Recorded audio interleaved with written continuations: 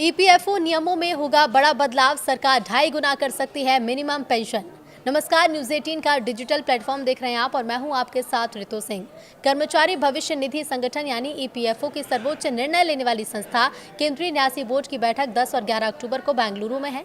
खबरों के अनुसार इस बैठक में न्यूनतम पेंशन राशि को 1,000 रुपए से बढ़ाकर 2,500 रुपए प्रतिमाह करने के प्रस्ताव पर चर्चा होने की संभावना है। ईपीएफओ के तहत कर्मचारी पेंशन योजना के तहत न्यूनतम पेंशन वर्तमान में 1,000 रुपए है। ये राशि 2014 में तय की गई थी और तब से इसमें अब तक कोई भी बदलाव नहीं हुआ है। विभिन्न कर्मचारी संगठन लंबे समय से मांग कर रहे हैं कि मौजूदा महंगाई को देखते हुए 1,000 रुपए की राशि बहुत कम है। ट्रेड यूनियन और पेंशनर्स के कई संघ लंबे समय से कर्मचारी पेंशन योजना के तहत पेंशन राशि को बढ़ाकर 7,500 रुपए करने की मांग कर रहे हैं।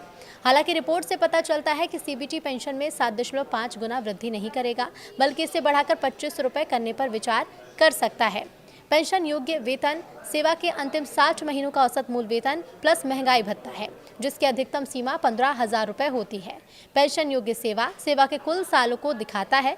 यदि ये 6 महीने उससे ज़्यादा है तो इसे पूर्णांकित किया जाता है और पेंशन के लिए पात्र होने के लिए आपको कम से कम 10 साल की सेवा की ज़रूरत होती है।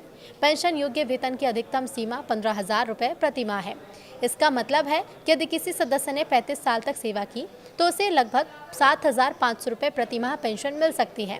ईपीएस के तहत पेंशन प्राप्त करने के लिए न्यूनतम 10 साल की निरंतर सेवा जरूरी है। सदस्य 58 साल की आयु प्राप्त करने पर नियमित पेंशन के हकदार होते हैं। यदि कोई सदस्य इस तारीख से पहले नौकरी छोड़ देता है तो उसे निकासी लाभ या कम पेंशन मिलती है।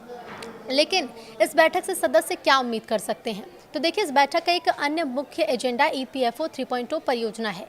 इस परियोजना के तहत संगठन को पूरी तरह से डिजिटल और कागज रहित बनाने की योजना है, जिसमें एटीएम से सीधे पीएफ विड्रॉल, यूपीआई के माध्यम से तत्काल PF withdrawal, real time claim settlement और correction facility, online death claim का आसान सेटलमेंट और ऑटोमेटिक डेटा इंटीग्रेशन जैसी सुविधाएं शामिल हो सकती हैं।